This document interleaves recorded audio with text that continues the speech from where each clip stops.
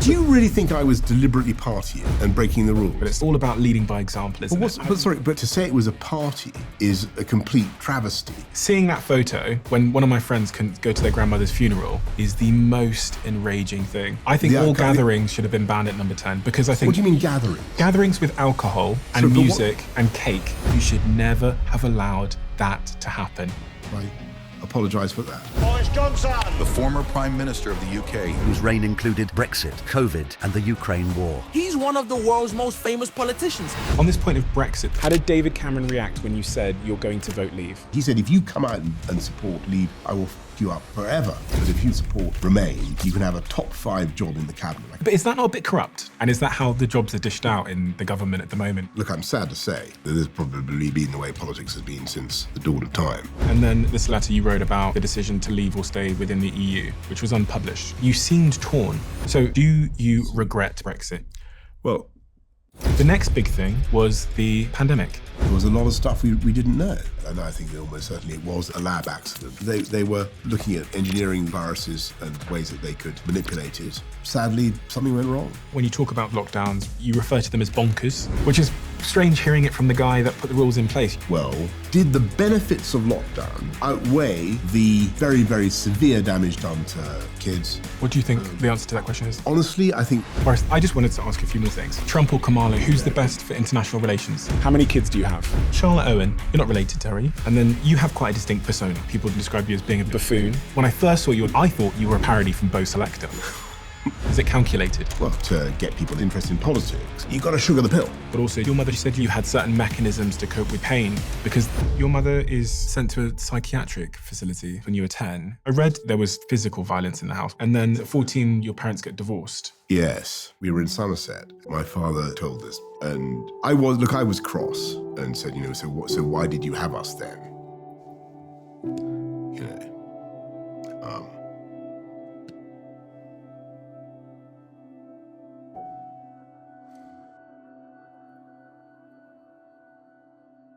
This has always blown my mind a little bit. 53% of you that listen to this show regularly haven't yet subscribed to this show. So could I ask you for a favor before we start? If you like the show and you like what we do here and you want to support us, the free, simple way that you can do just that is by hitting the subscribe button. And my commitment to you is if you do that, then I'll do everything in my power, me and my team, to make sure that this show is better for you every single week. We'll listen to your feedback, we'll find the guests that you want me to speak to, and we'll continue to do what we do. Thank you so much. Boris. Steve. What do I need to understand about your earliest years to understand the man that you are today? I think the key thing is my wonderful, happy, very kind of peregrinating childhood in the company of my siblings. The key fact was that after 18 months of existence, my sister Rachel was born. And ever after, it was just a constant struggle to keep the pretense of primacy with my siblings. But I think it is probably true to say that healthy, incessant sibling interaction, competition, whatever you want to call it, rivalry, definitely played a part in my formation. And we used to make fun of it too. We used to think it was rather pathetic.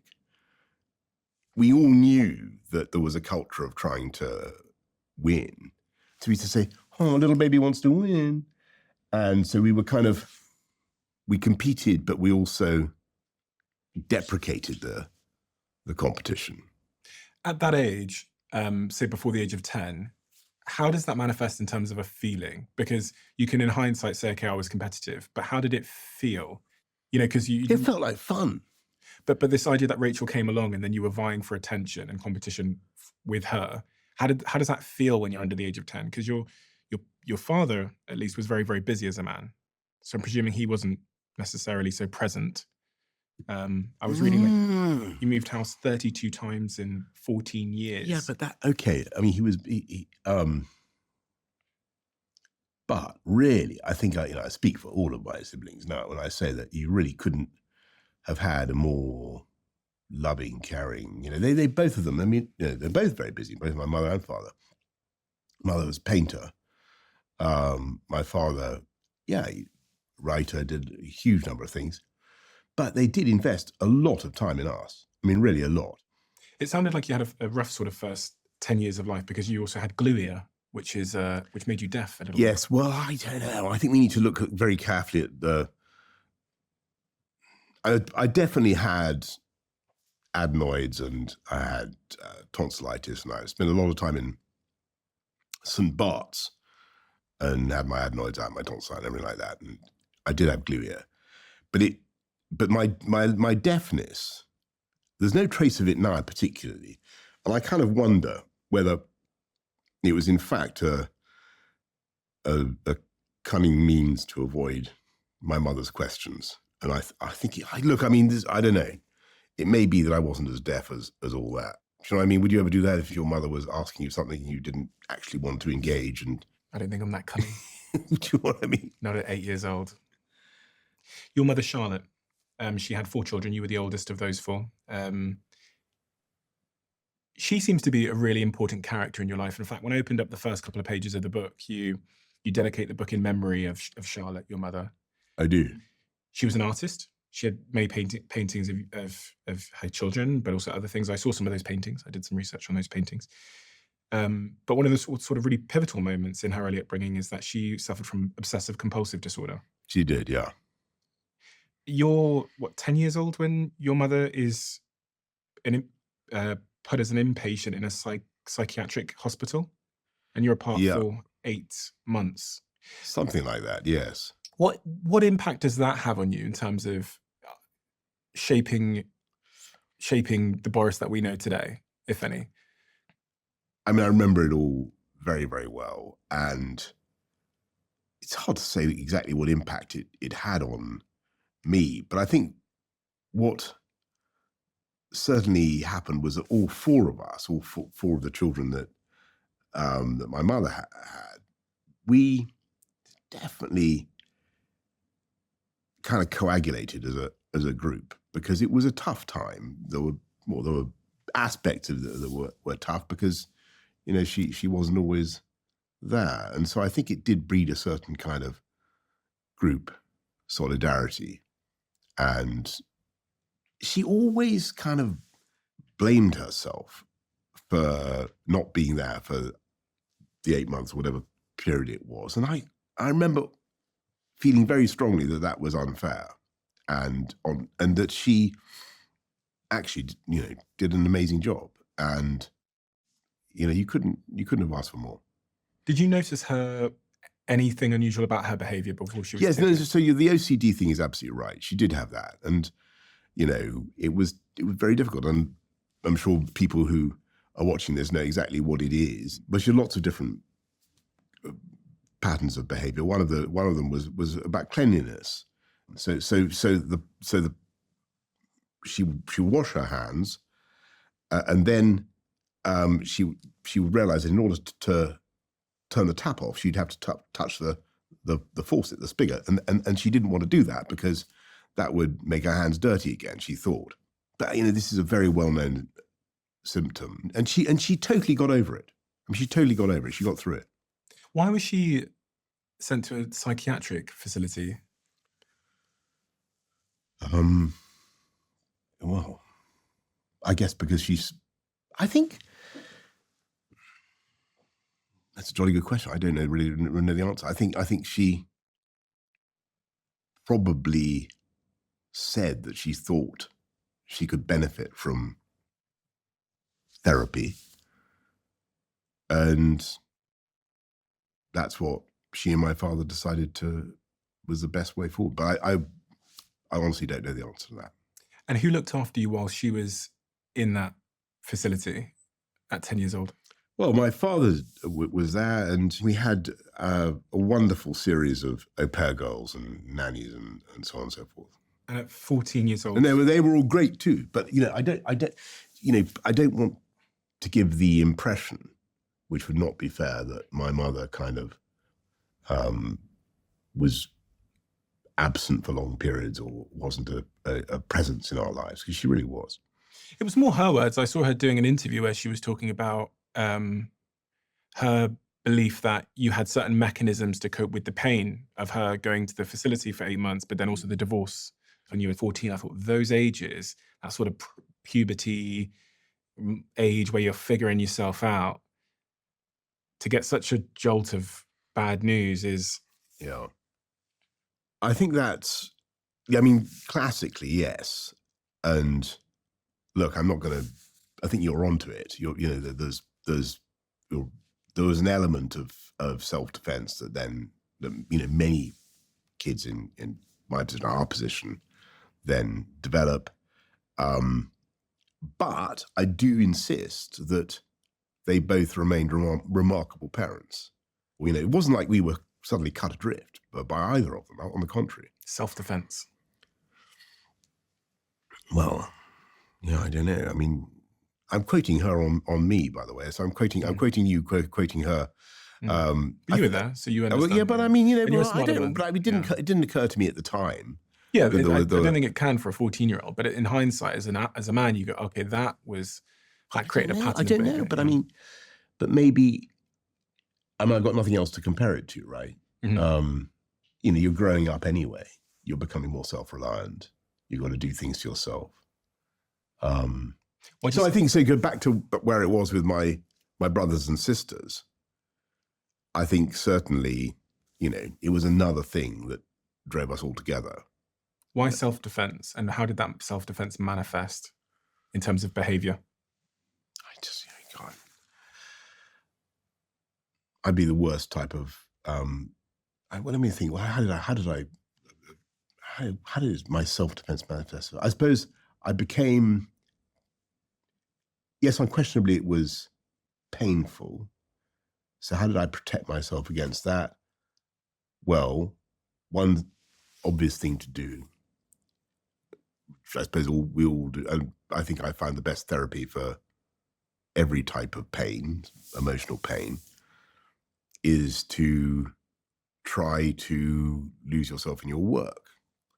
Emotional pain is about it's about self-esteem. So like when parents split up, the shock is, well, you can't love us that much, but if you're doing this, right? That's what it's all about.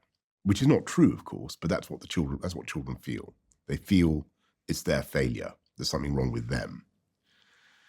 And that's not true, but that's how kids feel. I suppose to protect myself against that, like, I had a natural avenue to build up my self-esteem, and that was academic work, that kind of thing. But again, another type of competition, and it is a good therapy. Work is a great reliever Or distraction. Well, depends on your sort of theory of psychology, but I think it both. Both. Why did they divorce? Do you know? I think, formally speaking, what had happened was that, my mother has simply decided she wanted to make another life, and she found someone wonderful and all the rest of it.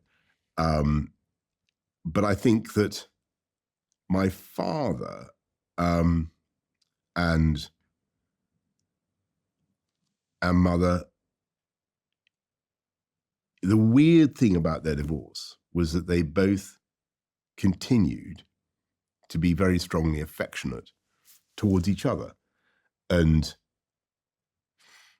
I'm not trying to minimize the psychological importance of any of this stuff for us as kids, but that was immensely fortifying, because it was so obvious that it wasn't like they were at war. I mean, they had a big bust-ups, but we felt that there was a real residue of love and affection between them, even if it was, I think the way we explained it to ourselves was that there was still a residue of love and affection, but that it was just practically impossible for them to continue. And so that was how we rationalized it. And they both found other people and were very happy. You say bust-ups. That from everything that I've read, there was physical violence in the household when you were younger. Yeah, well, this is something that has been alleged by, sadly, by one of my biographers. So it's a very sort of pompous thing to say, one of my biographers. Some guy wrote a book and put that stuff in. You know, what I can tell you is I have no direct knowledge of what he said. I don't want to get into it because I don't want to be disrespectful to my mother's memory, and I certainly don't want to say anything that would cause pain or embarrassment to my father. So, but what I can say is I had, as a child, no direct knowledge of it myself. What did their relationship teach you that marriage and love was? They met at university. They clearly loved each other, and I think if you ask my siblings, they'll tell you that. So that, you know, it was upsetting when they split up, because. Do you remember the day they told you they were breaking up? Yeah, I do. It was we were in Somerset, and my father said that we all had to go and up by the gate towards the engine shed. So we went and stood by the gate towards the engine shed, and we were told this, you know, sad news. What did he say? I don't remember exactly, but I was cross and said, you know, so why did you have us then? Because I thought, well, you know,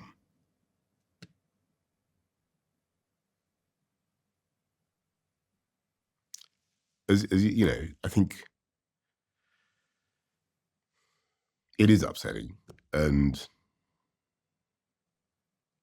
kids take it upon themselves, right? And so they do think that there must be some fault or mistake in themselves, and that isn't true. I mean, you know, it's very important for kids not to blame themselves for these things, and I think that it's, you know, back to the point I was making earlier on with you. I think, you know, you do need to feed your self-esteem, and you need to get yourself back up again. And so work was my way of doing it. I could see the emotion in your face when you talk about that moment, as if you were teleported back to that moment for a second. Yeah. Yeah, well, I mean, it may be, I mean, look, I mean, the truth is, I'm now told in retrospect that is what I said. I don't personally remember it. But you remember how it feels. Yeah, but look, I mean, yes, but I really wouldn't want to over-egg it, because my parents were incredibly kind to each other after that.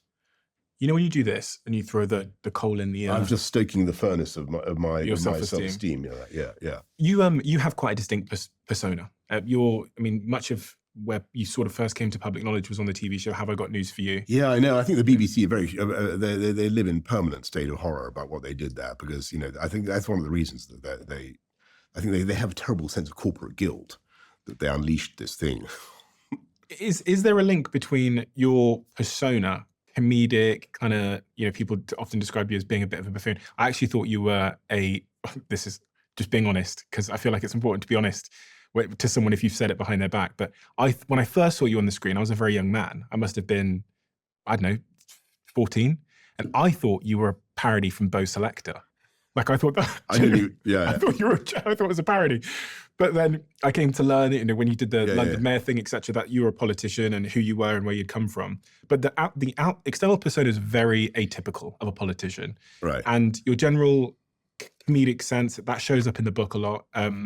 You were very comedic on Have I Got News for You. Is that at all linked? When did that behavior show up? Because there was 2 points of reference that I was mulling. One is things your sister said, about where you sort of learned that comedy was a useful device. And the second one is something Jimmy Carr actually said to me. He said to me that he goes, if you ever meet anyone comedic or a comedian, don't ask them if they're depressed. Ask them which one of their parents they were trying to cheer up or win favor from. And I wondered if all... Yeah, I think, I don't know. I think that one of the things I've tried to do in politics is to get people interested. And one of the things I'm trying to do in Unleashed, which is unquestionably a mixture, there's a lot of serious argument in it, but also I'm trying to tell the story in as readable a way as possible. And you have to use,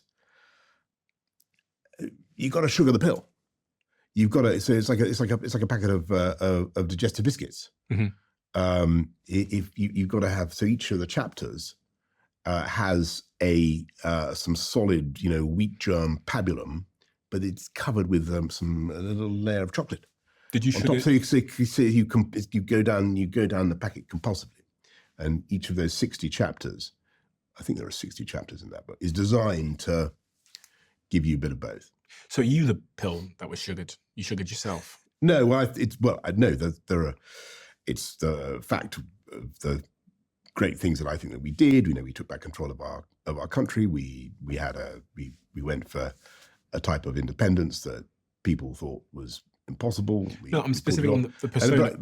There are complicated arguments about the Middle East, about as a guide to the last 15 years in politics. I think it's pretty useful. But I worked in marketing for about 15 years, so I find it quite fascinating that right now in the world it seems that there's a certain type of atypical personality that's breaking through and being resonant.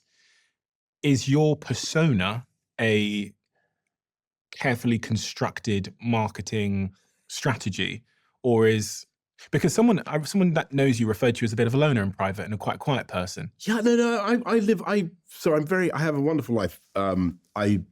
I spend my time. I do a lot of painting. I do a lot of reading and writing. I muck around with my kids.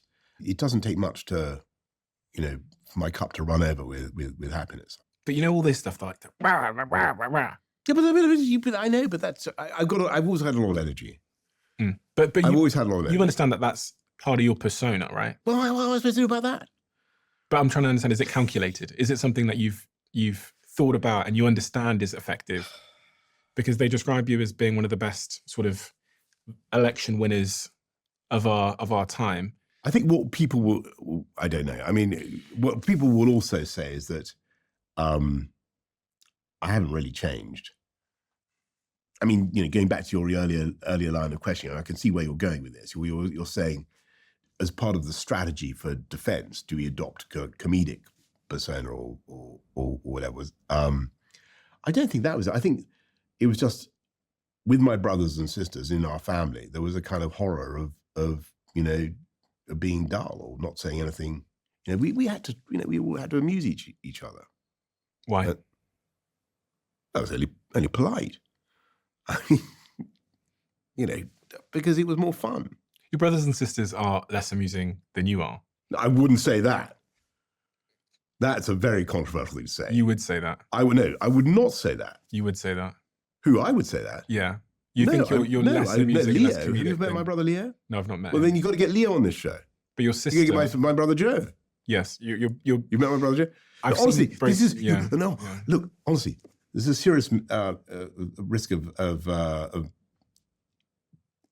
We had a wonderful childhood, and they wouldn't deny this, because we all, we had a lot of fun trying to interest and amuse each other, and to your point, probably our parents as well. Because your sister... That's not to say that we were, we didn't do kind of charades and Christmas masks and plays and God knows what. Jeremy Corbyn said Boris is a calculated intelligent who lives in a persona which is the opposite. Is that true at all? No, I think that. I wish it were true in some ways, but I don't. Because most of your most viewed videos on YouTube are you tackling a small child while playing rugby and Yeah, things well, like no, this. by the way, he was. I reckon he could be much older than he looked. You Really? know, the guy in Japan, The kid you tackled. the kid in Japan, the one I accidentally knocked over in Japan. They're all comedy videos. Yeah, anyway. Eton. It's pretty crazy to me. So you went to Eton at 13 years old. The crazy thing for me is that approximately 20 of the 57 individuals who have served as Prime Minister went to Eton, which is roughly 35% of the UK Prime Ministers were educated at Eton, roughly. Yeah. This, for me, when I read that, I go, something's broken here. Because for one school to contribute so many of the most powerful people in the land feels like a little bit of, like someone's got their hands on the scale, or there's some kind of... That's why you need to read Leveling. You read the book, because the book contains. This is the whole theme of the book, right? Not the whole theme of the book. It's one of the major themes of the book. It's about leveling up. Yeah. And if you remember what I say about it, I don't know whether you got through that bit, but I went there on a scholarship, and it was fantastic. I was very lucky. I was paid for by Henry VI, or the legacy of Henry VI, and I remember feeling this incredible sense of amazement that there were kids from some of the most famous, illustrious families in Britain who plainly didn't have, much intellectual interest, academic, spark in them, and kids who'd come from backgrounds all over the country who were incredible. And my insight at school, very, very, very young, was that there's a fundamental problem, which is that there is ambition and energy and genius and talent probably completely evenly distributed throughout the UK population, and opportunity is not. Yeah, I agree. And that is the problem. And that is the basic problem with our country. And this country has more potential, arguably, than any other major European economy because it's so imbalanced. And if you look at the schools like mine, preponderance in London and the Southeast in the UK economy, it's actually unlike France, Germany, Italy, Holland. It's also totally unlike the United States. And so I decided very early on that there was massive wasted potential. And so one of the things, so when I became Mayor of London, one of my biggest projects was really, the biggest thing we did was really all about trying to lift the boroughs that people said were locked in a permanent cycle of disadvantage and you know what I mean, the inner donut of London, Hackney, where all that, and it was total rubbish. And you can change people's aspirations, but you can then also change the culture of achievement. And I saw it happen in London. I mean, I was only mayor for 8 years, but in that period, you really did see the city change in quite a significant way. And I believe very, very strongly that is fundamentally what needs to happen in the whole of the UK. And I think that this is the job of politicians. I don't care whether they're Labour or Conservative or whoever. I think that is what we need to be doing. And I think there are very simple ingredients that there's limits to what politicians can do, but there are some simple things that politicians need to be doing to make that happen. Has the Conservative government done well enough at levelling up the whole of the UK over the last decade? Yes, obviously not, because it's not happening fast. It is. I mean, it is happening. Levelling up is happening. But if you look at the but it's nothing like fast enough. Yeah. And I was proud of doing things like rolling out gigabit broadband from 7 to 70%, or 69, 70% of households in 3 years, which is not bad going. I was proud of all the infrastructure stuff we were doing. I think it's a mistake to stop that. Infrastructure is crucial for leveling up. Transport infrastructure is a great equalizer of opportunity. So things like HS2, Northern Powerhouse Rail, we should be going on with those, in my view. And whatever my defects as a politician, I think one thing I was good at was getting a lot of stuff done fast and driving projects. But the problem is Eton was, back to your question, that youthful experience was, because I was also at primary school in London, and I really decided that this was, because I think our country has this problem worse than most comparable countries. But if you think of how strong the UK economy already is, then imagine what we could achieve if we leveled up, right? Do you know this stat around Eton, that 20 out of the 57 individuals who've served as Prime Minister came from there? Isn't that just the clearest example of the fact that it is? Yeah. The people that are coming into politics, but also generally the people that are getting to the top in society, are starting with a unfair advantage to some degree. I think what it shows is that, you could probably point to cultures like France or wherever, where a lot of the country is run by the people from the great schools, but yeah, fundamentally, yes. So I think that the great choice for anybody who's interested in public policy is, well, okay, this is clearly a problem. It's clearly wrong. It's clearly imbalanced. What do you do?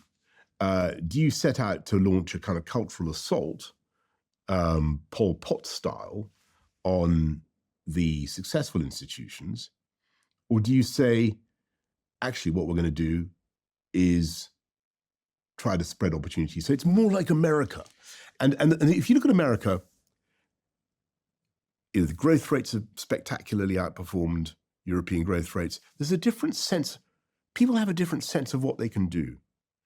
And we need to have a culture in the UK where people don't feel prisoners of their geography, of their background. But that certainly is the case, isn't it, at the moment in the UK? It's too much the case. It's less than it was. I went undercover I went undercover in a school in Liverpool that was very poorly ranked on the Ofsted rankings.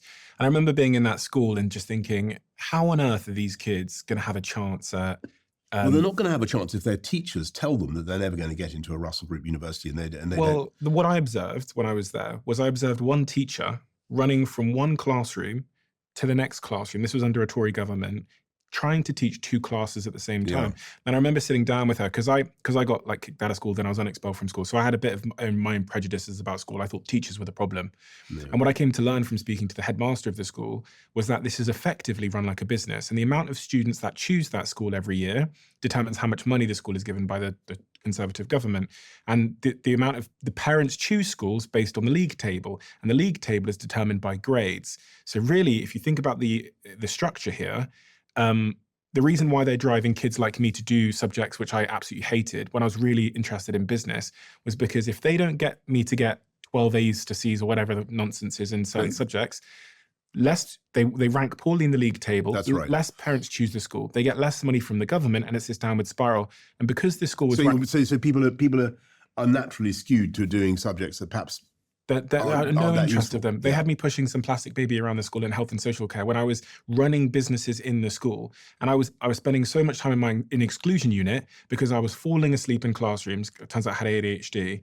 I wasn't interested in these things, but I was obsessed in these things. The system is designed to just sort of spread bet you across multiple subjects. And you're a failure if you're not good at that. But going back to the sort of the economics of the school, I watched this teacher run from one classroom to the other, teaching two classrooms at the same time. And she told me that because less students had chosen that school this year, she was having to pay for the footballs and the pencils in her classroom. This school, I observed the quality of education. With all due respect, they did the best with what they had. But, oh my God, it doesn't compare. Doesn't compare to a lot of the other schools that I've observed. And I thought, God, these children in this school are starting out life with a significant disadvantage. And much of that is just down to the funding situation. They don't have the teachers. The teachers are dropping like flies because they're getting sick because they're understaffed. And I just thought that's such a, if we think about, what's the furthest upstream thing we can do to give people a fair shake in life so that they can become a prime minister or a CEO or whatever they want to be, it starts there. It starts with education and just giving everyone the same sort of equality of opportunity. But right now, and especially under the sort of last 10, 15 years of government, well, I that's certainly not been the case. I think I probably ought to try and resist some of that because, I think teaching is incredible. I tried to be a teacher myself. It's unbelievably difficult and demanding job, and I hugely admire teachers. When I came in 2019, we put a lot of money into the education budgets and made sure teachers were going to be paid. New teachers' starting salary at least £30,000, and put a lot of money into further education. And actually, if you look at that period of the Conservative administration, I think most fair-minded people will say, actually, look, the UK went up the PISA rankings for literacy and numeracy. Most people actually would say that education was one of the things where things did get better. And I think the driving out of the whole academy program, I'm not remotely denying what you say about the teacher the teachers you saw being totally run ragged, and they need the maximum possible support. But if you look at the data, schools did get appreciably better in this country during that period. Now, what I wanted to do was really turbocharge that and give not just school children, but also kids who'd left school at 16, the types of skills that they were going to need to compete and to make sure that business felt that they had, in the schools, in the FE colleges, in wherever it was, they had the talent that they needed to invest in that area, because that's ultimately what it's all about. It's about having the confidence that the state is doing enough to deliver private sector investment. That is ultimately what will transform the neighborhood, and you get, instead of getting the vicious circle of decline that you talked about, you'll get a positive feedback loop, and parents want to move there, they want to send their kids to the school. The school get a good reputation, and so things will turn around, as they did in London. Look at London schools. I can't comment on the school you mentioned in Liverpool, but London schools really changed a lot. I think even with the levelling up thing, one of the easiest ways to level up without building the train line would just be to improve the quality of education in these areas. And I think if you look at what the Conservatives did, they really focused on that. And they focused on the curriculum, they focused on standards, they focused on quality. And I think that was very important because, it's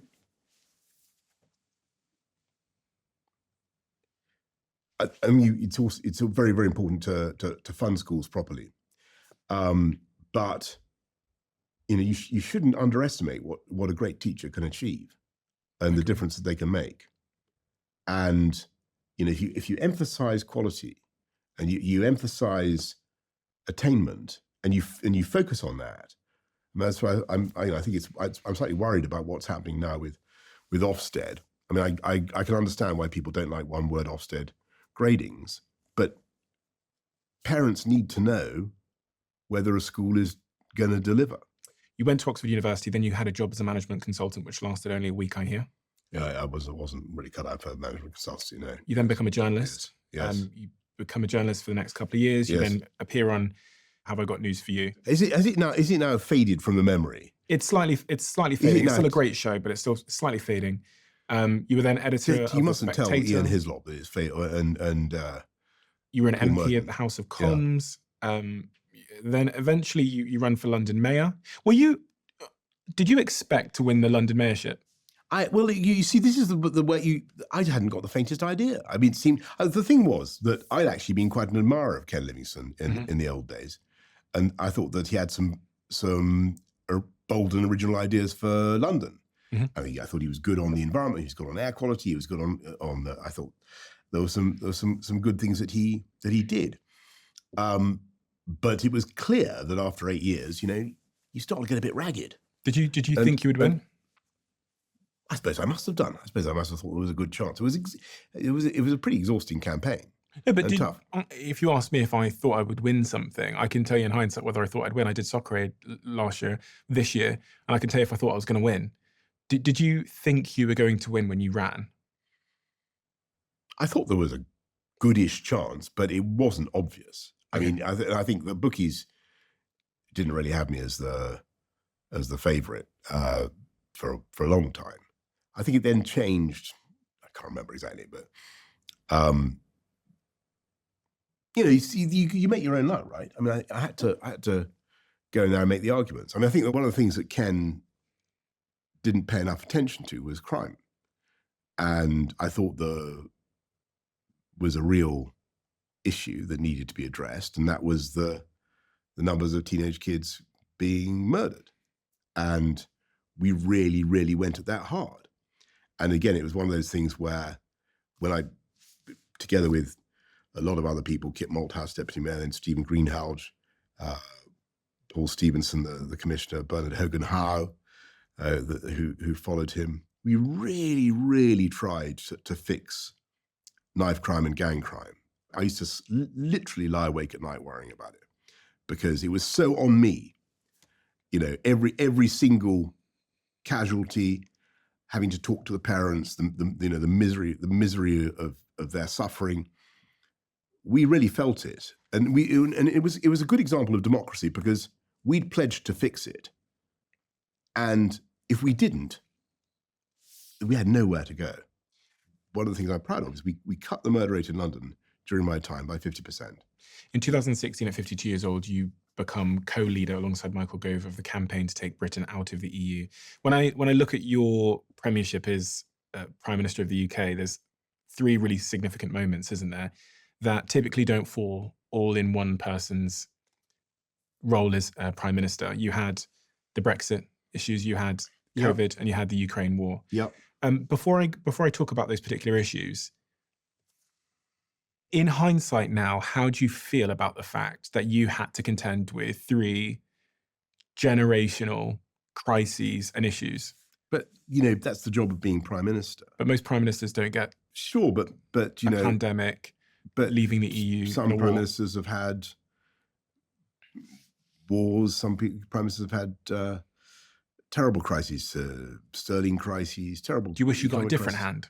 No, I think actually. Do you think you'd still be in politics now and as Prime Minister if you got a different hand? No, I think there are. Honestly, I think there were other reasons for that. I mean, I'm proud of the things that we did with the country. I think that it was very, people now say, Brexit war. Actually, one of the points I make in Unleashed is that if you look at it, the model of national independence that we got was crucial. So full freedom to do what we wanted in legislation and regulation. That was actually crucial when it came to that pandemic, because we were able to vaccinate faster than any other European country, much faster. I mean, did you think you were going to win the Brexit vote? Honestly, when I was outside London, yes. When I was inside London, no.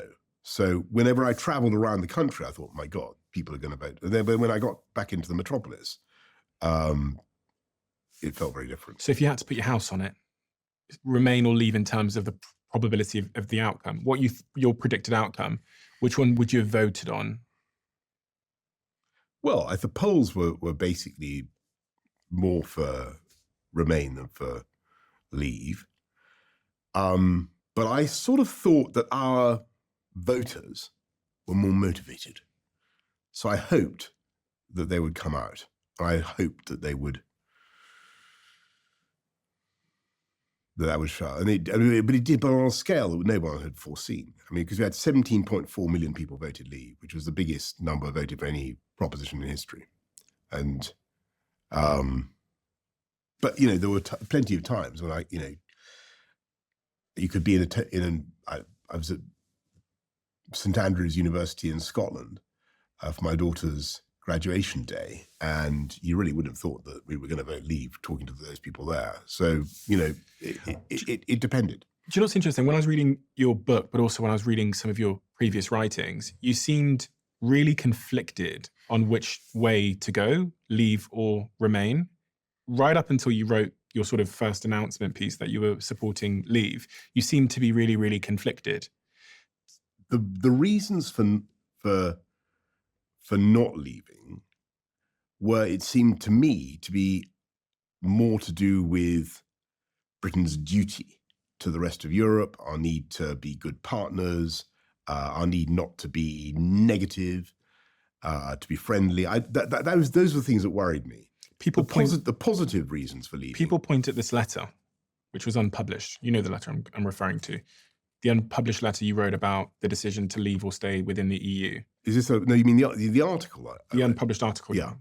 Where you said, here's some of the phrases from that piece. Think of Britain, think of the rest of the EU, think of the future, think of the desire of our children and our grandchildren to live and work in other European countries, to sell things there, to make friends, perhaps to find partners there.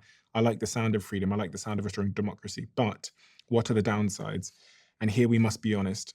There is the worry about Scotland, about the possibility that the English-only leave vote could lead to the breakup of the Union. There is the Putin factor. We don't want to do anything to encourage more shirtless swaggering from the Russian leader, not the Middle East, not anywhere. And then there is the whole geostrategic anxiety. Britain is a great nation, a global force for good.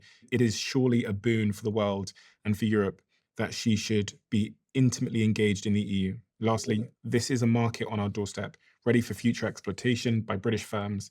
The membership fee seems rather small for all that access. Why are we so determined to turn our back on it? Shouldn't our policy be like our policy on cake, pro having it and pro eating it, pro Europe and pro rest of the world? So when I read that, but then I read the very vivid description you gave of that night when you were trying to make your decision in your book, Unleashed, and you seemed torn. But the guy that went out and campaigned didn't seem torn. There was a real lack of nuance in the campaign, but there's such a huge amount of nuance in both the moment you were making the decision and the articles you wrote about that decision. There are arguments both ways, and I say it in the book, and it's certainly true that, as I said just now, the case for staying is I think one about not seeming to be hostile, not seeming to be detached, but I had to decide, because the being in the EU isn't like just being in a club where the rules don't change. It's a project to create a United States of Europe with a single currency, with a single parliament, and so on. And I thought that we weren't ever going to get the chance again to have national democratic independence. And as I said, so I wrote, so that article you just quoted was a sort of pastiche of a counter argument, which I wrote for myself as an exercise after I'd already written the piece to come out. And I wanted to set them side by side and to think. But that's nuanced, but the campaign wasn't nuanced. But if you read the other article, yeah, you'll see the points that I came down in favor of. Mm-hmm. And that was about having full national independence and be able to do things your own way. And the trouble with staying in the EU was that it meant that we were going to become less and less democratic. And in the end, you've got to be able to, as a politician, you've got to be able to answer the question, who put you in authority over me, and how can I remove you from office? And the problem with the EU is there's no way they can answer that question, because they're not democratically. Is there not a way elected. you can reform the relationship with the EU while being in the EU? It's interesting because I was thinking of a football analogy as you're talking there, and right now Manchester United, my team, are having a bit of struggle, right? And my friends in the group chat are saying, do you think that we should get rid of the manager? And I'm saying, when you think about making a decision like that, you also have to factor in what you do after, i.e. who replaces the manager. So many fans will just say, sack the manager. But then the question becomes, but then what? And it was quite clear in your book that although you wanted to leave the EU, you had no idea what the plan would be thereafter. And in fact, but what we needed to do was take back control. And so that's like fire the manager. I'm saying, but then what? No, it wasn't. I was just wanting to win an argument with the public about their democracy and whether they should control it or not. And I thought that ultimately we had to do that. And I think that if you look at, so going back to the points that we were talking about earlier, to growth rates in America and Europe, you couldn't say that the EU model has been economically successful. Not at all.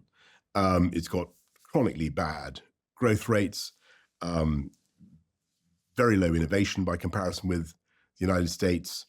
Something is not working. So whatever they're doing in Brussels to provide this great body of regulation, it's not actually delivering results for the people of Europe. I want to be clear. When compared to America, well, so from 2008 on to 15. Take the 15 years, 2008, 2022, or whatever, to 2023. But does that mean that the EU is doing something wrong, or that the Americans are doing something right? Because when I think of America, I think of insane innovation. I think of a bit of both. A lot of both. So the Americans, by the way, would never dream of trading away national sovereignty over anything. They just don't. They never in any way. NATO is a bit of a pact where they've formed. The Americans have complete hegemony in NATO. I mean, that's the only. But they joined forces to make the sum greater than the parts. Yeah, but there's no the EU provides a body of new and a continuously evolving body of new law, which the British Parliament can't change. And so to get back to why, I mean, I'm not pretending it wasn't a difficult decision. It was a difficult decision for the reasons that we've gone into.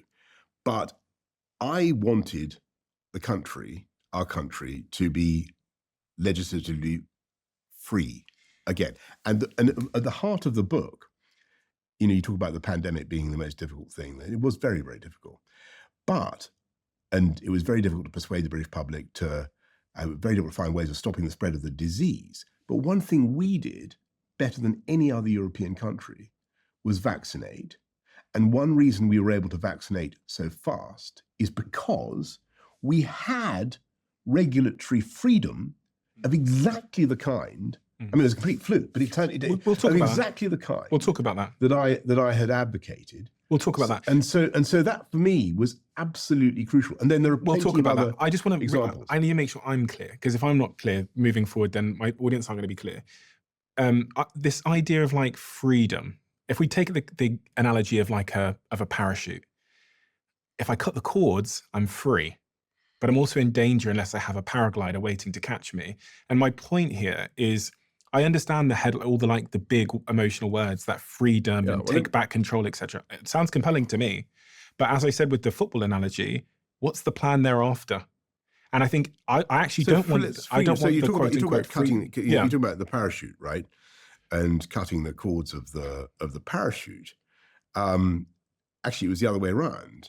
It was because we'd come out of the EU that we were able to equip ourselves with a parachute faster than anybody else. And we were able to get out of the burning plane faster and to get to ground safely faster because we'd taken back control of our regulatory freedom. And that meant that by March 2021, we'd vaccinated 45% of the adult population, and of the older people, I think we'd done almost 180 over 80. We'd done almost 100%, and that was incredible. If you remember, we had. We'll talk about the vaccines in a second. In those early days, but the two things are connected. I understand. In those early days, we had thousands, up to 1,000 people dying every day, and so it was incredibly important that we were able to give elderly and vulnerable people in the UK a protection from a lethal disease. On this point of Brexit, though, in your book, you say you almost sort of disconnect yourself from the fact that there had to be a plan associated with the decision, because you seem almost angry that people would expect you to have the plan, even though you led the campaign. Yeah. So, I mean, I'm trying to make the connection between Brexit and the real world, and why Brexit delivers value. Was there a And I plan thought- for leaving? But in 2016, I think what you're really saying is, what was our plan for the referendum outcome? So everybody who campaigned to leave, were we expecting to win? Were we expecting to form the next government? Let me quote your book. This is And good so for on. promotion for your Go book, on. so you like this. Never at any point in that campaign did we, Boris and Michael Gove, discuss a future leave-based government because we did not imagine that we would have to be in charge of government. The government's stated policy was to implement the referendum result. It was a referendum, not an election. We had no plans for government, no plans for negotiations, because it was not our job. And insofar as the next few days were chaotic, which they were, it is utterly infuriating that we should be blamed. It was up to the government to announce the plan to withdraw. It was up to the government to begin negotiations. So this is a huge issue, because in the But context why? of business, Why? Yeah. Because I think it's a fundamental misconception. When a government decides to put something to the people in a referendum, the government is not saying, if it goes against our, any particular position, we'll disappear. but the government said they wanted to remain. In France, for instance, François Mitterrand had a referendum on, I can't remember which, I think it was the Maastricht Treaty, or it was one of the treaties that he lost the vote, and he didn't resign, he didn't disappear. Plenty of European leaders have had referendums on the EU, and they've gone against them, but they haven't vanished from the scene. And so, let me put this the other way around. Imagine that Gove and I, or the whole of the Leave team, had been specifically campaigning in the Leave vote to form the next government and to install ourselves as the rulers of the country. People would have said, this is not about, you're talking, all your arguments are designed to advance your political careers. You're not talking about the issue of leave or remain. You're talking about a plan to take over the government. I know, but So it would have been totally ludicrous. I'm not a politician. I'm just a member of the public. I'm trying to explain why I get it. that was not possible. I get it, but as a member of the public, I think if you're leading the charge for an outcome, you must have looked a couple of steps further to think about the implications and the reality of this outcome. Like, you must have had, we can do it like this, we can negotiate like this. I assume that the government would have a white paper that said that they were going to bring forward the options for the country and a plan to negotiate and a plan to do what they said they were going to do. But the government, including your friend David Cameron, said this is a really bad idea. So one would take from that the plan is not a good one, that they've looked at all the available options post-leaving and there's no good options here. So if the people in charge were saying we should not leave, there is no good plan, shouldn't we have listened to them? Well, no, because I think they were wrong. The way that I sit as a member of public is I see two people stood at a cliff edge, and you got one guy called David, one guy called Boris. And David has said, listen, I'm taking you to the cliff edge because it's your right to make this decision, but do not jump. And this other guy called Boris is going, jump. I would assume that Boris knows something about how we survive once we start falling. But to find out that Boris had no plan and thought David was going to pull out the parachute, for me is like, well, David Cameron didn't have a plan. The problem was that we then found ourselves, because David, Prime Minister Cameron, then disappeared from the scene immediately. As I describe in the book, we then had a chaotic period where we had to work out what the hell we were going to do, because it was clear that somebody was going to have to take over and lead us through it. Did David Cameron react badly when you told him, when he thought that you might be voting to leave? Because you talk about in the book he swore Yes, at I you. did. He did. But I mean, I describe it in the book. What did he say to you? He said, I said, look, I was really struggling with this because I didn't see how I could consistently, because he'd offered me, he said, if you come out and support Remain, you can have a top 5 job in the cabinet. I couldn't work out what a top 5 job was. And then he said, and And then I said, well, look, I was finding it very difficult because I've written lots and lots of articles pointing out the democratic problems of the EU. And, finally we had a chance to resolve this. And I was thinking of coming out for leave. And I, didn't know how to put it to him, but that was the truth. And he said, this isn't about articles, this is about the future of the country. And I said, well, I agreed it was about the future of the country, but I was still thinking come out for leave. And he said, well, if you come out for leave, he said, I will, and I apologize for using his name. He said, I will fuck you up forever. And which I thought was quite a big, sort of promise to make. He said he was going to fuck you up forever. Forever. And so I immediately went back home after that evening, and cycled back from my office in City Hall and talked to my family, my kids, and one of my kids said immediately, well, you've got no choice, then you'll have to come out for leave. So, I put that in I put all that in really just to show you that there were very good arguments for having a quiet life. Do you know what's interesting in that is when I read that part in your book, there was two things that I thought. The first was him offering you a top 5 job if you followed his opinion. Yeah. Is that not bribery? And is that how the jobs are dished out in the government at the moment? If you do what I say, I'll give you a top job. If you do what I say, I'll make you health secretary or defense secretary. Seems like but it seems like someone who's not in government, it seems like a really corrupt way to dish out jobs. Like if you go in with me, it wasn't clear. It wasn't clear. You've got to be fair to Dave. It wasn't clear what job he was offering. But top 5 is what? Defense secretary, health secretary. Well, I don't know. PMs were top 5 jobs, so there's really 4 remaining. It's probably, you thought in the book you talk about potentially defense secretary. I don't know, but yes, but yeah. I mean, look, but is that not a bit corrupt? Is that not like the definition of corruption? Because if I was to my employees, my own view about all that, I think it's a huge mistake to do that kind of thing, because there are always far more people that you end up thinking that you should be making a promise to than there are jobs you can possibly give. So the best thing in those circumstances is to say nothing. I've always wondered this about government, and I've never understood it, is how does someone become the head of a department when they have no prior experience in it? Like you made Matt Hancock health secretary. How did Margaret Thatcher become Prime Minister or Secretary of State for Education when she had no previous experience? Yeah, how did Tony Blair become Prime Minister when he had the Prime Minister thing I understand. But how did Tony Blair become a shadow minister when he had no experience? You tell me, do you think this is a good system? Well, I'd say this is a really, really important point, because I think that there is I don't know,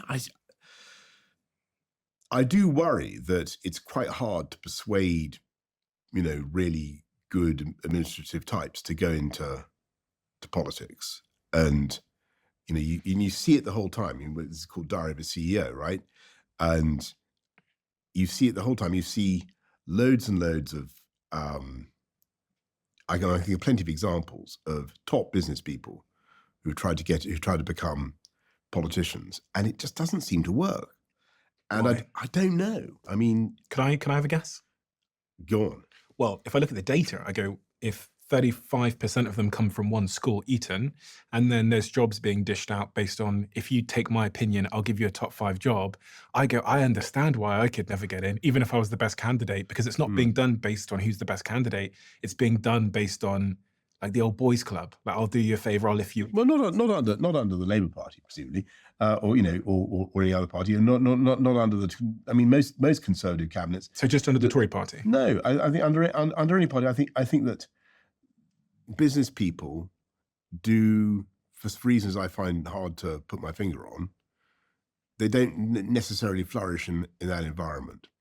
And who flourishes? What I worry about is that the only people who are really going to start doing it are people who are willing to go through a lot of,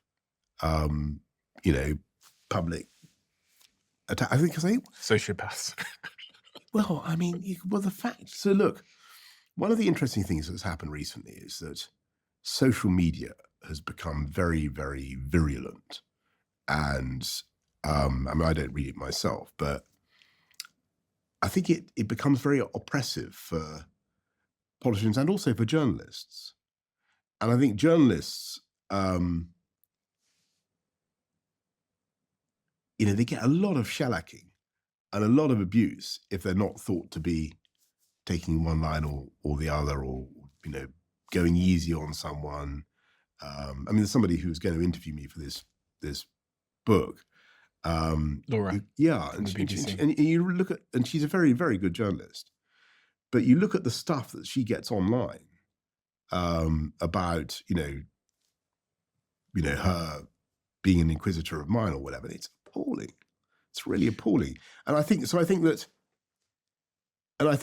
it's also the same for MPs. I think that they get very, they think that if it's a choice between having a life where I can, avoid this sort of stuff and, having a wonderful existence doing something else, or putting myself through this. On the point of that I said, thinking that it's related to the fact that people have got their hands on the scales, they're pulling their friends up, it's a bit of a boys' club.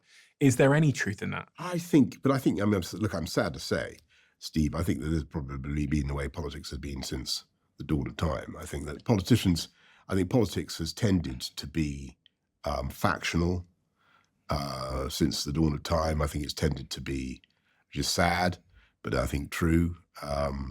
The good thing is that in the end, the people who are really successful are the people who get things done that the people want done. Do you think it's a magnet? So it's a magnet for very determined characters who are willing to put themselves through a lot Sociopaths to get things done. Well, and narcissists.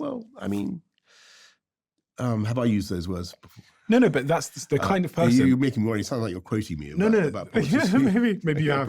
But yeah, but the kind of person that I think would be compelled and succeed in such an environment. I think you have to have a pretty thick skin. Okay. But because of the way it works, the people who actually succeed are the people who really can drive something forward and deliver it. Closing off on Brexit, 62% of British people view Brexit as more of a failure, according to YouGov, and 9% consider it more of a success. According to YouGov as well, 46% of British people say there should be a second EU referendum in 10 years, compared to just 36% that say it shouldn't be. And according to, let me just finish the stats, then you can respond. According to the UK's real gross added value, the GVA, a measure of the size of the economy, they say there's approximately 140 billion less in 2023 in the UK economy compared to if the UK had stayed in the single EU market. According to the same thing, they say that 300 billion has been wiped off the value of the UK's economy by 2035. And my last stat here is a report from the Centre of European Reform in 2023 estimates that UK GDP was 5.5% smaller by mid-2023 compared to a scenario where the UK had remained in the EU. This equates to an economic loss of about 40 billion annually. And just as a business owner myself, I was looking at some stats around what business owners think. And about 33% of small businesses reported that Brexit has made it harder for them to trade with the EU due to increased paperwork and things like this. And the London School of Economics said that Brexit added 6% to food prices between 2020 and 2023. With all of this in mind, do you regret Brexit? Not at all. Not at all. I mean, honestly. So we've outgrown Germany, France, from 2016 onwards. Certainly outgrown Italy since 2016 onwards. Last time I looked, Germany and Italy were both members of the EU. And when the statistics that you give, I mean, they are dwarfed, for instance, by COVID. Even if you accept that, which I don't necessarily, that Brexit has caused problems, it's also caused massive opportunities. Because we were able to come out of the lockdown earlier than any other country. Remember, we came out of lockdown in July 2021. We ended all restrictions. And that meant that we had the fastest economic rebound of any G7 country. And that would not have happened, in my view, without the assistance of Brexit freedoms.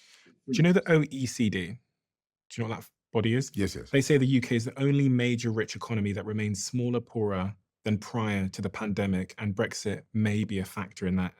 And the government's independent watchdog, which I know you know, the Office for Budget Responsibility, thinks the UK will ultimately be 4% worse off than it would have been had it not voted for Brexit. In business, everything is a trade-off. Everything is a trade-off. So you must be able to identify the trade-off that the UK has made for all of the upsides that you claim Brexit has delivered. So I think it's intellectually honest of anyone to be able to identify both sides of the argument here. So what is the trade-off? What has Brexit cost us? What's it cost us? What's it cost us? Yeah. Look, I think that it's certainly true that the way that some of it is being managed by some of our European friends is unnecessarily bureaucratic at the moment. I think that will get better. I accept that criticism. I don't think it's the end of the world. But I do think ultimately the advantage of being free to do your own thing, free to run your own country, to control your own... You didn't tell me a trade-off. No, I have. But the impact for us in the UK. Bureaucracy. Yeah. For me as an average citizen, what's the trade-off? What's the downside? Yeah. Well, I think it's certainly true that some businesses are finding it harder to. There is paperwork that I don't think there needs to be, and we need to fix that. But I think that we have technological solutions to that. I don't think that we need to be part of a European empire of law, get an ever denser and more detailed empire of law, controlling our freedom and stopping us. Is there an economic trade-off? I don't think. I think that ultimately we will be richer as a result. But in the near term, we're going to be poorer. Well, again, people were very emotional about this. And look, can I just remind you, before the referendum, people said that, and no one ever holds these people to account, people said that there would be millions more unemployed, right? Do you remember that? People said there would have to be an emergency tax-raising budget if the people voted to leave the EU.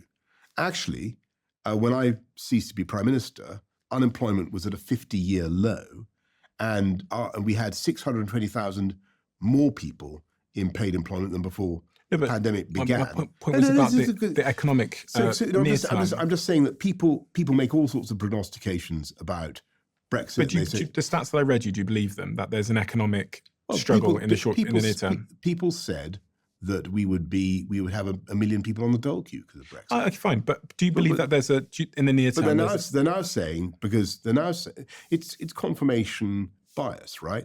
But you said we will be richer eventually. So I'm saying I hope that we will if we do the right thing. Sure. So in the near term, do you think there's a little bit of struggle to get through economically as a result of Brexit? I think that's certainly the case if we make the mistake of staying. I mean, which is what Keir Starmer and the Labour Party wants to do, is staying in alignment with the EU. They basically want us to be rules takers.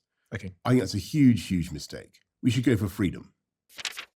I don't know how to say this to you in a way that you're going to understand, but Perfect Ted is banging. I'm an investor in the company. I drink it every day. The whole team drinks Perfect Ted every day. We have a Perfect Ted fridge in the office. Here's why I like Perfect Ted. Typical energy drinks used to give me these crashes. And as a podcaster, the last thing you want to do is be crashing in a conversation. The founders of Perfect Ted wanted to create an energy drink that wouldn't create that horrible crash cycle that many of us go through. So they used matcha as the energy source. And somehow they also made it really, really delicious. They've just come out with this new flavor called Juicy Peach.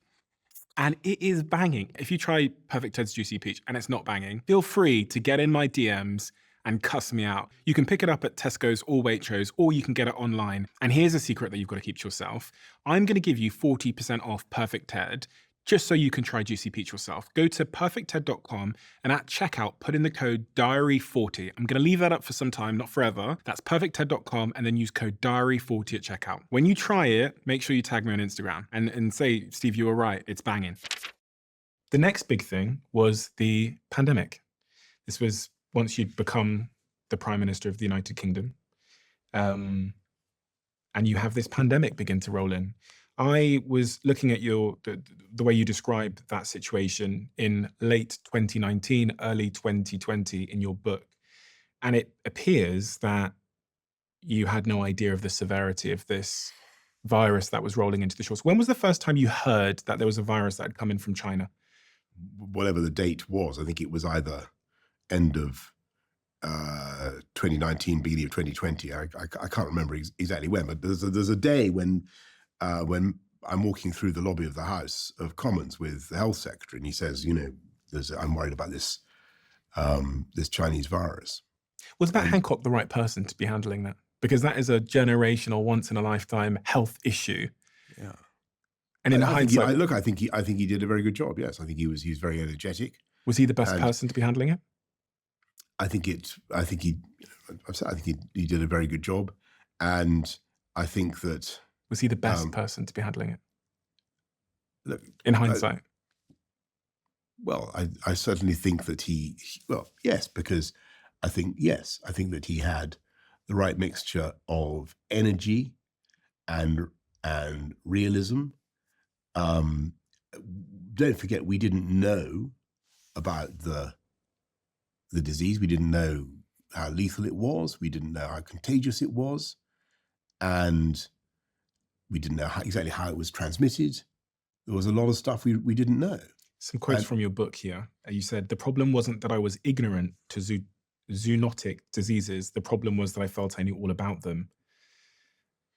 After more than 30 years of writing about or dealing with new zoonotic diseases, I felt I knew my SARS and my Ebola, so to speak. And I concluded two things. First, that these novel zoonotic plagues tend to sort themselves out. And second, that the greater risk of destruction from attempts to stop them by politicians was their sort of attempts to contain the diseases, that the prevention would probably be worse than the cause in some respects.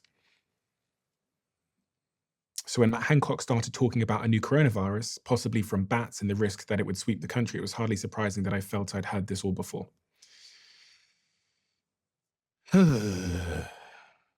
Little did we know.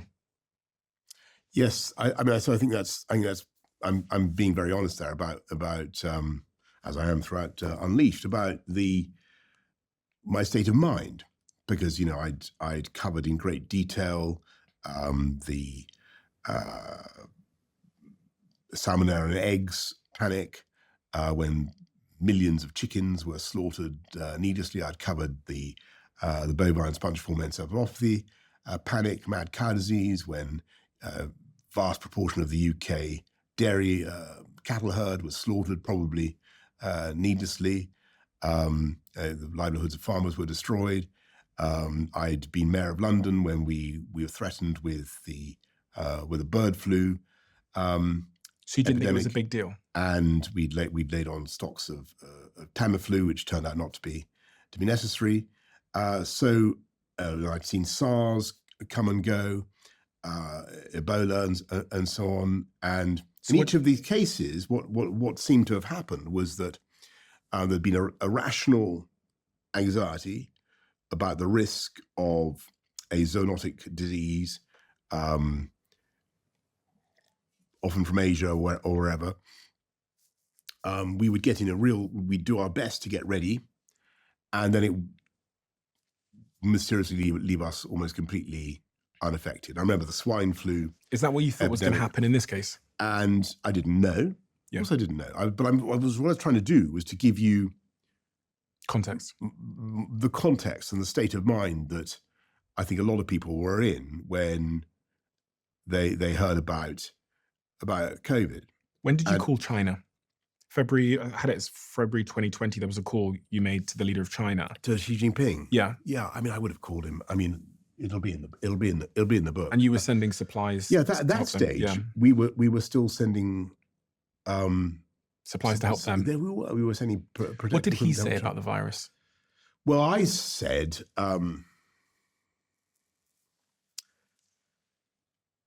Look, my memory of the conversation is hazy now, but I think I congratulated him on what seemed to be his efforts to control the disease, but said I was anxious about what was happening in these wet markets, because at that stage we were given to understand that the disease had occurred spontaneously in a market in Wuhan, What did he say? And I can't remember what he said to that. I don't think. Look, I mean, he was a president of China. I don't think he wanted to, particularly the implication that China was in any way at fault, and I can totally understand that. But I now think that probably wasn't right. I think that almost certainly it was a lab accident, or it was as a result of something that went wrong in that lab. Can I ask about this? Because this started as a conspiracy theory that is now widely accepted as the probable likely outcome. Why were they messing around with a virus in a lab in Wuhan? Well, you may well ask. I mean, I think they were. Why do you think they were? As someone that is so far away from why people do such a thing. I genuinely don't know, but I think that they were, science, the point of science is to keep pushing back the frontiers of human knowledge everywhere and to see what they could do. Do you think it was a weapon? I didn't have any reason to think so.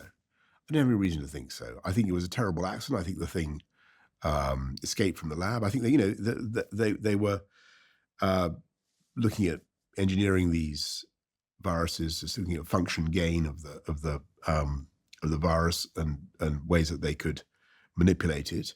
And sadly, something went wrong. That's my best guess, and a lot of people now seem to think that. You called Trump around this time as well to speak to him about it? I did. Yes. What did he think?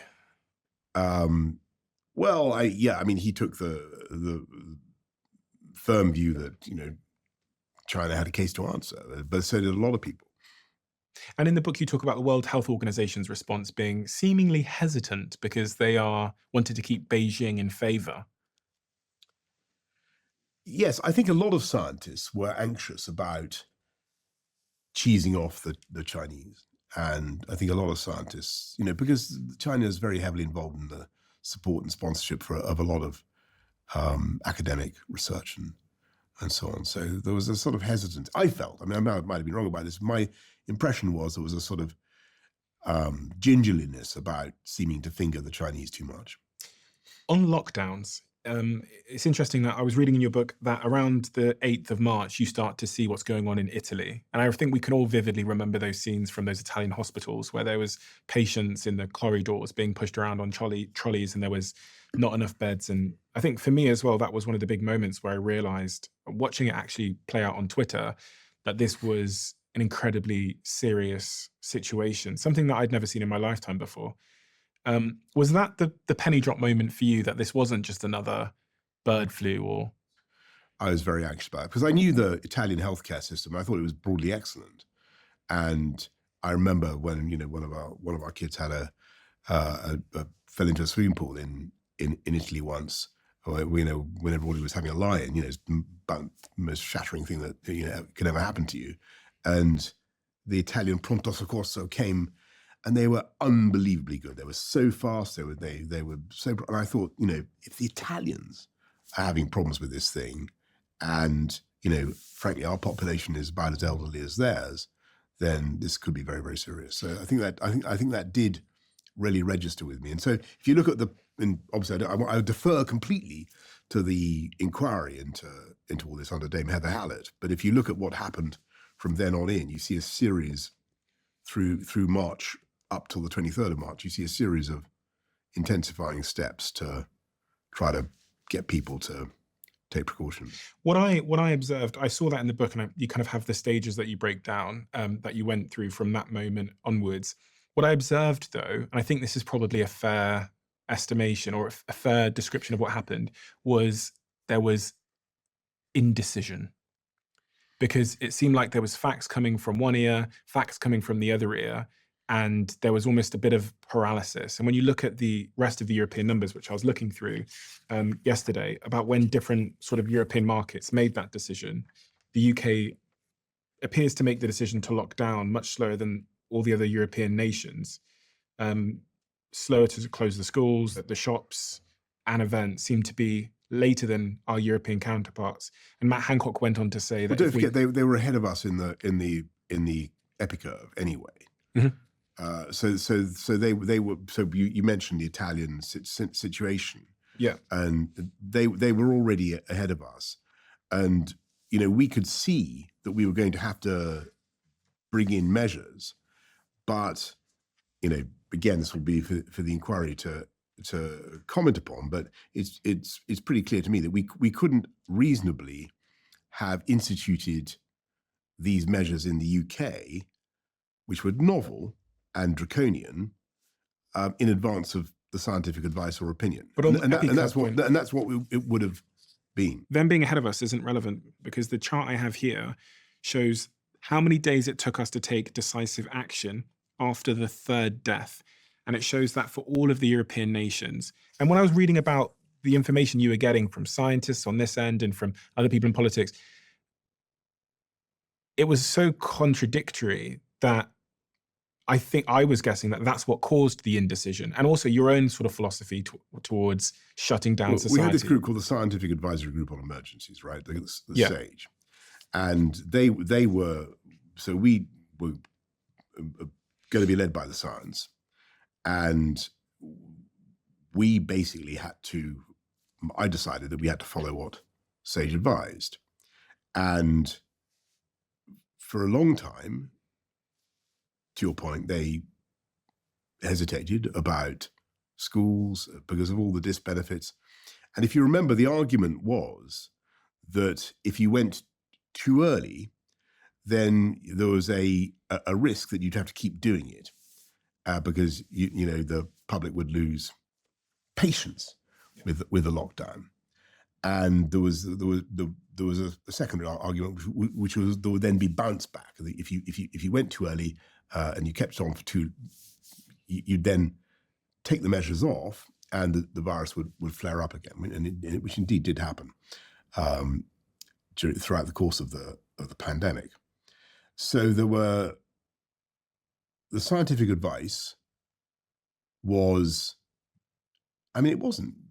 I wouldn't say it was particularly confused at that stage. I think it was they were struggling to assess exactly what to do, and there were different views within the scientists about certain things, like Matt Hancock said that we could have saved 30,000 lives, masks and so on. Is that true?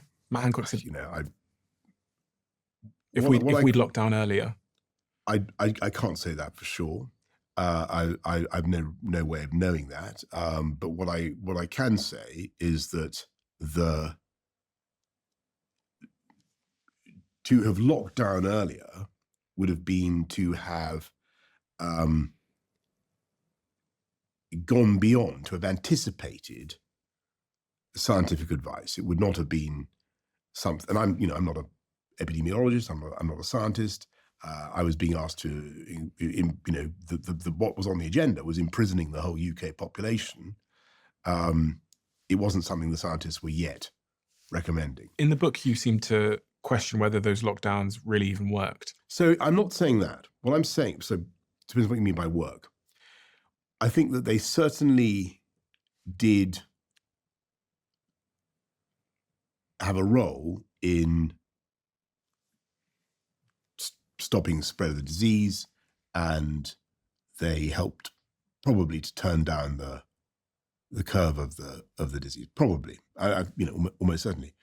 What I find very difficult to gauge now, and again, this is for Heather Hallett, is to what extent was it the lockdowns what did it, and to what extent was this going to happen naturally as a result of the natural parabola? And you suspect it was going to happen anyway. I'm not. What I'm saying is that to some extent, or to a large extent, it was perhaps going to happen anyway. Perhaps, and given that it was perhaps, or it was to a large extent perhaps going to happen anyway, the question is: did the benefits of lockdown outweigh the very, very severe damage done to kids' life chances at school, which we talked about earlier? What do you think the answer to that question is? I think that we did the right thing.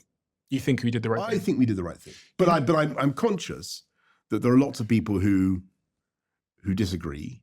And what I hope is that the COVID inquiry will say that, yes, we did do the right thing. In your book, when you talk about those measures, you refer to them as bonkers. the sort of different areas. Yeah, I think that's later. That's when we got to the tiering system. The tiering system, you talked about it as bonkers, and you seem surprised that people would follow this stuff and that they wanted to follow this stuff, which is strange hearing it from the guy that put the rules in place. You think the tiering system was bonkers, and you were surprised that anyone... talking about the hindsight, right? Yeah. So at the time, it seemed... So we had a situation. So coming out of the first lockdown, so in the summer of 2020, and going into the autumn, and things start to get more difficult again, we have a situation where in some parts of the country, in places like Leicester or West Midlands or wherever, Northwest, you have the tiers. You've got a problem, which is that some areas haven't really seen that COVID really go down anything like as much as it went down, say, West Country, Cornwall. Yeah. Was that a bad idea in hindsight? And so you had people saying, why the hell should pubs be closed in Cornwall? Yeah. When there's no COVID, and just because there's transmission in Bolton or wherever. So was that a bad idea in hindsight? Well, no, it was a good idea in principle because after all, it was crazy, it seemed. But the problem was that it was very, very difficult to draw the boundaries. And as soon as you said, well, this bit of Leicester's in tier which whatever it was people impossible. People went crazy.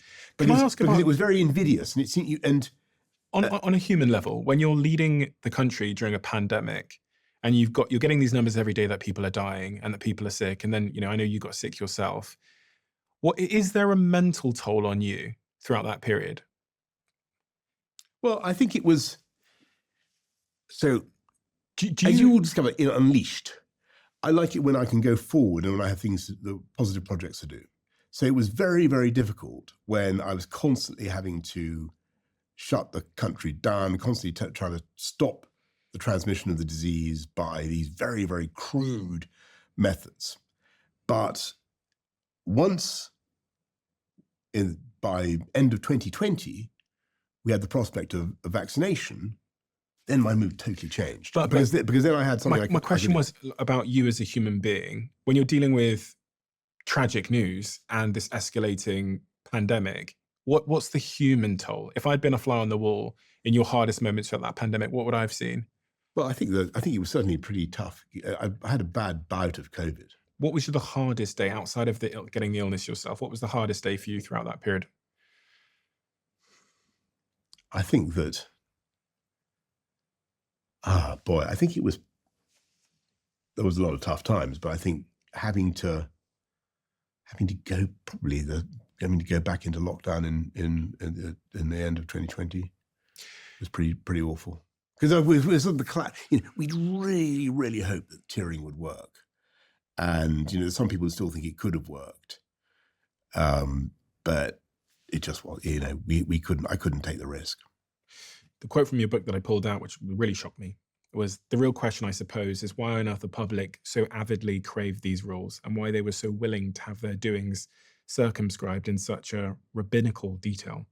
In their complexity, they were also like a kind of religion, detailed rituals you just obeyed, Leviticus-like, in the hope of salvation, because science was slow to help us.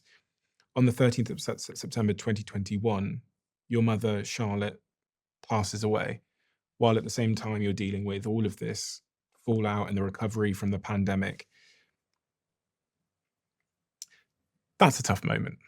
Yeah, but that's the same for any person and in any walk of life. That's always a very, very tough moment. I think that, to your point about the people, why do people obey the rules so much, and my feelings about that, I think. No, I'm asking about your mother here. Yeah, sorry. Your mother passed away in September 2021, and you don't touch on it so heavily in the book. The circumstances of that, but that must be a particularly tough moment for a person that's dealing with all of these other social issues and political issues at the same time. Yes, I know, but I suppose the point I make there is that is our common human lot, isn't it? And yes, it was tough for me and my brothers and sisters, my family. Very, very, very tough. I mean, we miss her to this day, all of us. But a lot of people were suffering a lot throughout that pandemic, and a lot of people lost loved ones. And I had to be very, very mindful of what was happening every day in households across the country, and I had to try to. And I had a desperately difficult, because one of the interesting things about being prime minister is the way it works now, is how much of it is just funneled upwards, and you have to take those decisions. There's nobody else who can do it for you. But do you remember where you were when you found out that Charlotte had passed away? God, I think I was driving into London. I'd been out on a visit.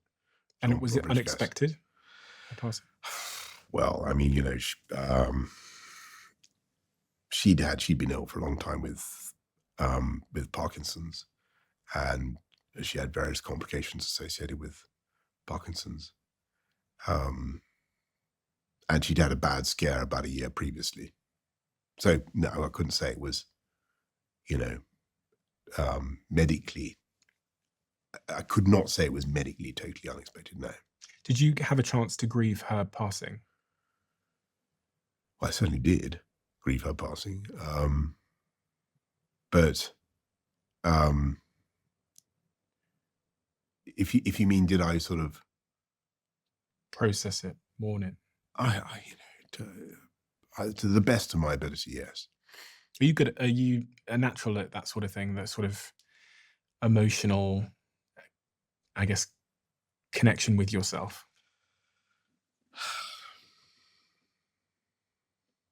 God, I think it's probably go back to some of the earlier things we were saying. I mean, I did grieve, and I do miss her, and like all my brothers and sisters, I do miss her today. But I also had a huge amount to think about and to get done, and we just had to, we had to do it.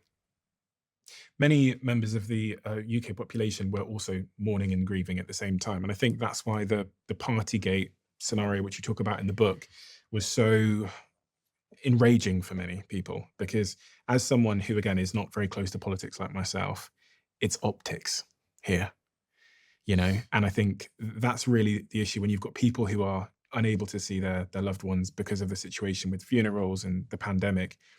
Even the suggestion that there was a rave going on in Number 10 is the most enraging thing that I think anyone could say. But there wasn't a rave going on. I mean, you'll find it all there. You'll find it all Unleashed. And I feel desperate about it. And I really do. And I understand, completely why people got so enraged. I really do understand that.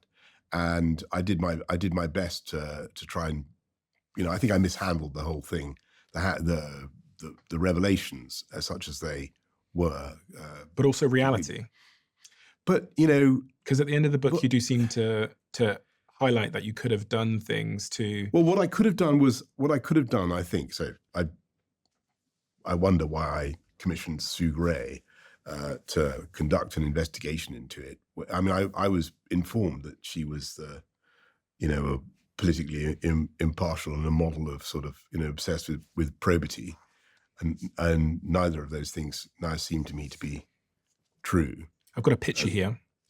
There was 17 parties that were alleged during the sort of Partygate time frame, and one of the pictures that leaked to the public was this picture of you enjoying some cheese and some wine, I believe, at 10 Downing Street. Now, as again a member of the public, I look at this. I look at some of these key dates. I know you were fined for one particular date, which was your birthday, I think, where you were raising the glass of wine with some colleagues.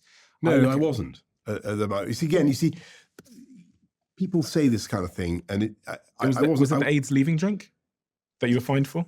No, I wasn't fined for that. What were you fined for? I was fined for going into stand at my desk in the cabinet room between meetings with the glass of wine. No, not with a glass of wine, and several members of staff were also there, but they were people I saw throughout the working day anyway. But this picture, and just can I just, because people think that I had a cake, fine. and that we didn't have I didn't have a cake. I didn't even see a cake. To say it was a party is a complete travesty.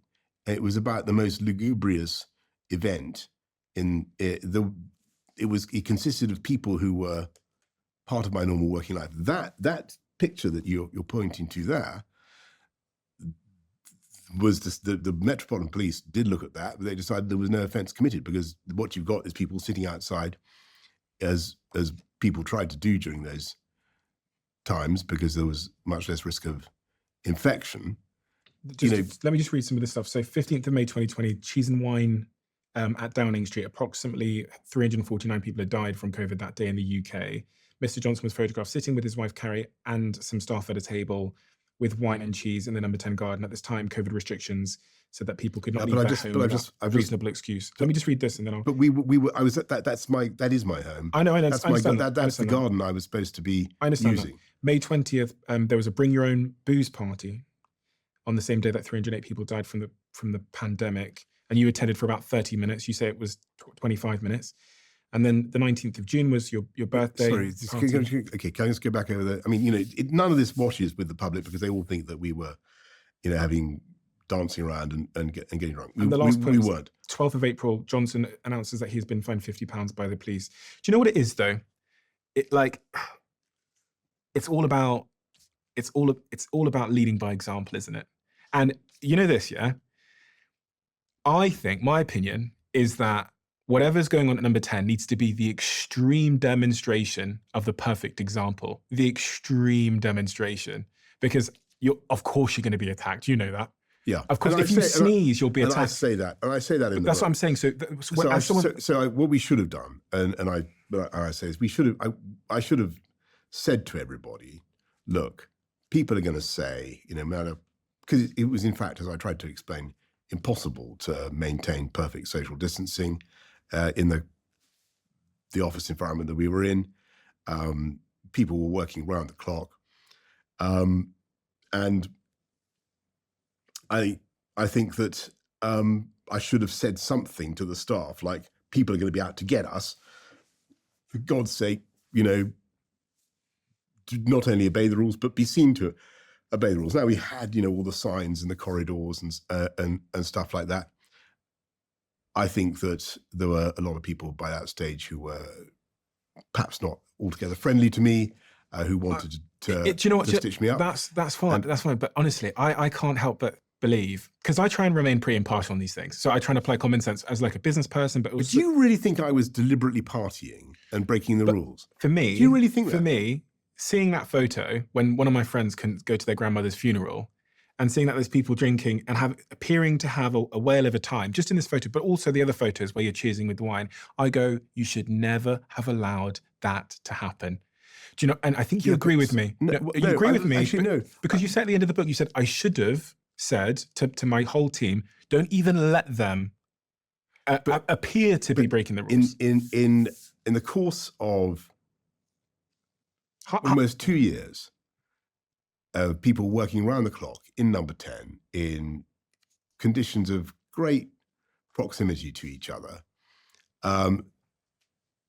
There were going to be moments when, of course, when colleagues are going away, when you raise a glass to them, unless you're going to ban that.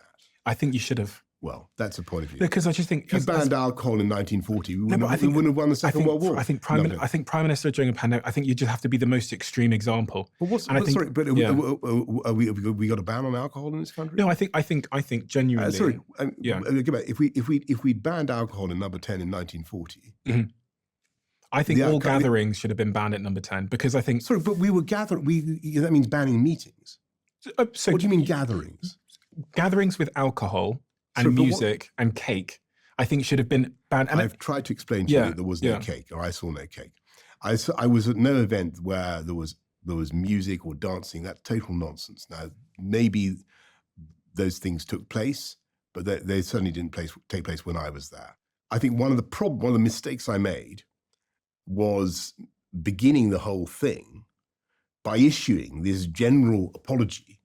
And so what happened was, so the people think that there was Do you still there was apologise? vomiting. There was. Do you still apologise? So I don't apologise for allegations of vomiting or fistfights for because they turned out So not what do to you be true. apologise for?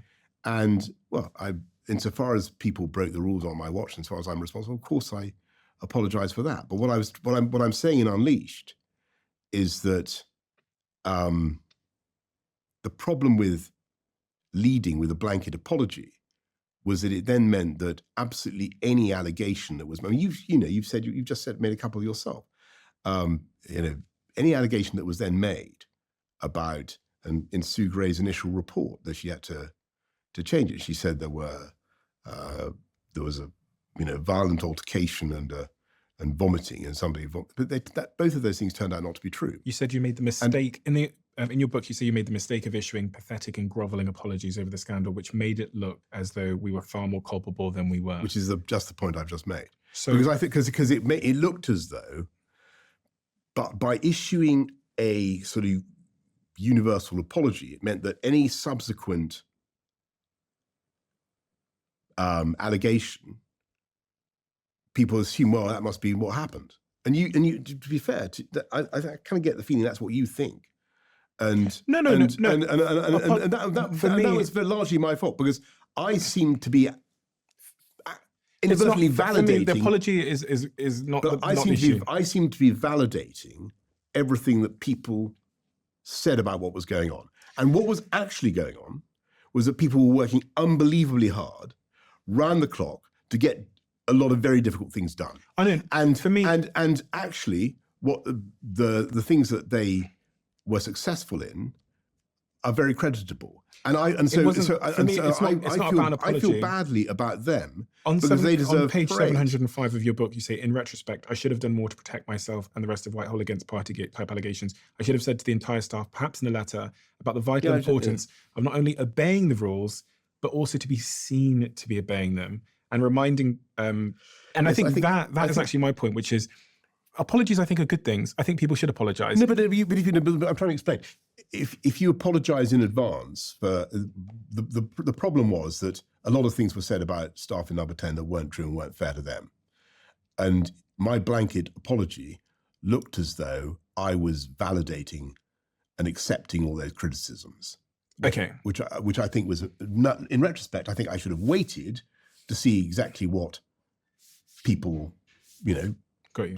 said and what was established to be true, and then I should have apologised for what actually happened. Do you see what I'm saying? I understand. And also, I understand. I want to stick up again for those officials who were working around the clock to sort out the government's and the country's response to COVID, and when it came to it, did an absolutely outstanding job. And I don't want to. I understand. Because I know you've been wrapping up now. You've been very patient with me. You've allowed me to talk for almost 2.5 hours, and for what I thought was going to be an hour's show. So you've been heroic in putting up with. We're wrapping up so now, long. but I just wanted to ask a few more things. These are personal questions that I have. Please. So, one of the things that no one knows about you is how many kids you have. Why is this such a widely debated subject? I've never sat with a guest on my show where I don't know why they were so unwilling. widely debated. It's a matter of. I have 8 children. It's a matter You have 8 children. Matter of public record. Okay, I don't know why is everyone so obsessed with the amount of kids you have? Search me, Gov. Charlotte Owen, you're not related to her, are you? No. She's not a former lover? No. Okay. I asked my friends some of the things they wanted to No, know she's but it's in the book. Read all about it in the book. She is a very capable advisor. And what happens next for Boris Johnson?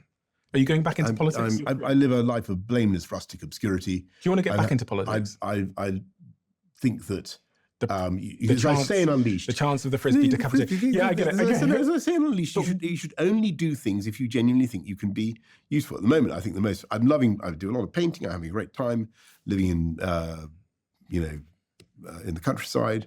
I got my hands full doing all sorts of things. And next question, quick fire. Yeah. Trump or Kamala, and you can't sit on the fence. All British prime ministers, including ex-prime ministers, are constitutionally obliged to be friendly with whoever. Who's the best for international relations? Whoever the American people decide. And that is the right thing. And our dwindling audience would not expect. Who's best for stopping the wars? Who's better for stopping the wars, Kamala or Trump? I mean, if you read Unleashed, I did read it. Okay, And I saw your interview on GB News, and you seem to think that Trump would be a better. Well, I think what I'm saying is that you should beware of some of the kind of anti-Trump prejudice about his handling of foreign policy, and there are very good, when he was president, he took some tough decisions and projected a sense of American strength and purpose, and that's but I make no further comment than that. And we have a closing tradition on this podcast where the last guest leaves a question for the next guest, not knowing who they're going to leave it for. Oh, right, okay. And the question that's been left for you is: success often comes at a price, and one of those is the relationships we lose along the way. Which relationship or person did you lose in the pursuit of your success? Maybe.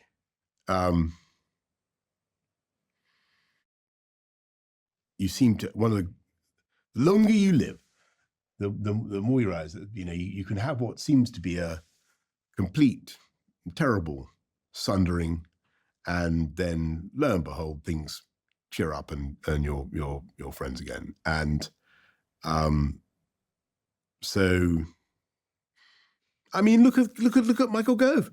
You got to answer the question. Which relationship or person did you lose? The answer to your question is I don't regard any of the termination, any rupture. I don't regard any rupture as final. No one's ever swerved this question, so you're not going to be the first. I don't regard any rupture as final. Which relationship or person did you lose in the pursuit of your success? They are not lost. I don't. Give me a person. Give me a name. We've never had it. This is a long-standing tradition. No one's ever swerved this question. I had a rupture with Michael Gove, but then in 2016. But then with heroic optimism, I put him back in the cabinet, and there you go. Boris, thank you. Thank you for your time. And thank you. I'm going to link this book below so anyone that wants to read Unleashed can get the book. It'll be linked below. It was your writing style is exceptionally engaging. I think everyone that's interviewed you from the ITV to GB News has said the same thing. The book is linked below. If you're interested in the subject matters we've talked about, but many more, it's an exceptionally long book, some 700 and... I don't know. I got it right. I think it's over 771 pages, 772 pages. With the index and the thanks. An incredibly detailed book into all of the key issues that have happened over the last 5, 6, 7 years, and some touches of what happened in your life before. Link down below. Boris Johnson, Unleashed. Thank you so much, Boris. Thank you very much, Steve. It's been an honor. I think, do I get a prize for that? I think that must be, how long was that interview supposed to be? Because I don't know. They're always usually they're 4 hours. Sometimes they're 4 hours. Oh, so, I see. Yeah. Isn't this cool? Every single conversation I have here on the Diary of a CEO, at the very end of it, you'll know, I asked the guest to leave a question in the Diary of a CEO. And what we've done is we've turned every single question written in the Diary of a CEO into these conversation cards that you can play at home. So you've got every guest we've ever had, their question, and on the back of it, if you scan that QR code, you get to watch the person who answered that question. We're finally revealing all of the questions and the people that answered the question. The brand new version 2 updated conversation cards are out right now at theconversationcards.com. They've sold out twice instantaneously. So if you are interested in getting hold of some limited edition conversation cards, I really, really recommend acting quickly.